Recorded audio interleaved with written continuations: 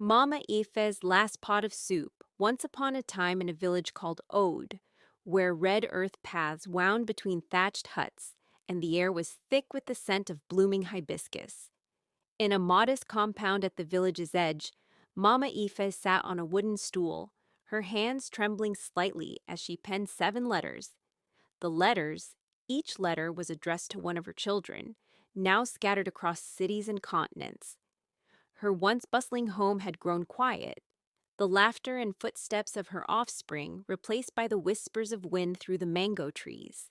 She wrote, "My dear child, I am preparing a special pot of soup and require an ingredient only you can provide. Please come home and bring it with you. Love, Mama." She sealed each envelope with care, entrusting them to the village courier, who would ensure their delivery. The journey home.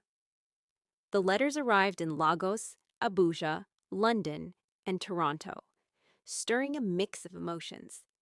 Uche, the eldest, a banker in Lagos, read the letter with furrowed brows. Crayfish, he muttered, memories of childhood chores, and Mama's hearty laughter flooded back. Amaka, a fashion influencer in Abuja, received her letter requesting pepper. She chuckled, recalling how Mama always said, "A soup without pepper is like a story without spice." Tunde, a software engineer in London, was asked to bring palm oil.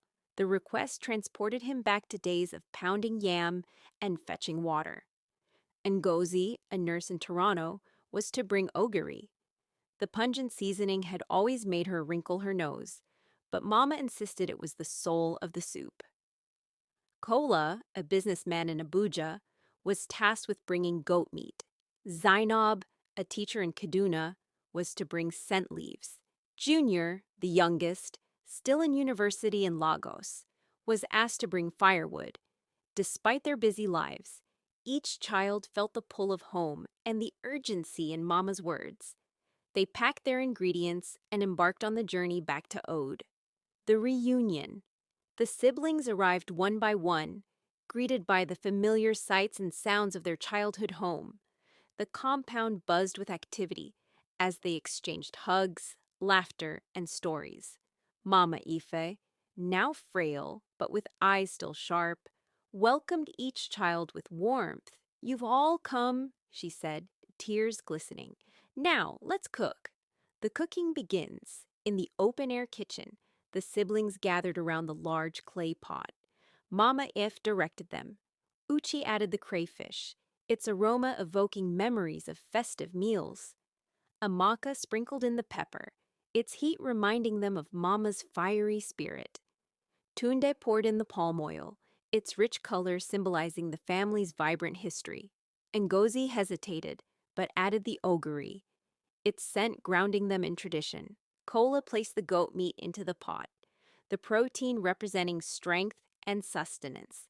Zainab tore the scent leaves, their fragrance bringing a sense of peace. Junior arranged the firewood, lighting the fire that would meld the ingredients into a harmonious whole. As the soup simmered, the siblings reminisced, laughed, and even argued, their bonds rekindling with each passing moment. The revelation. With the soup ready, Mama Efe gathered her children. They sat in a circle, each with a bowl of the rich, aromatic soup. "Mama," Uch began, "why did you call us here for a pot of soup?" She smiled. "This soup is more than a meal. Each ingredient represents a part of our family. Alone, they are distinct, but together, they create something beautiful, just like us." Tears welled in their eyes as they understood the depth of her message. The farewell. That night, Mama Efe passed away peacefully in her sleep, a content smile on her face.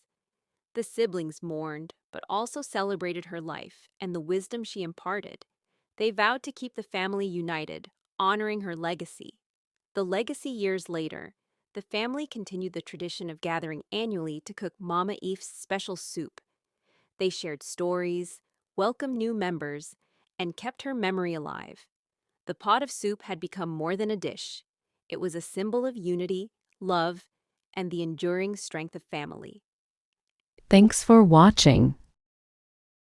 Folklore from African descent to keep you relaxed and entertained. Kindly like, share, comment, and subscribe. Thank you.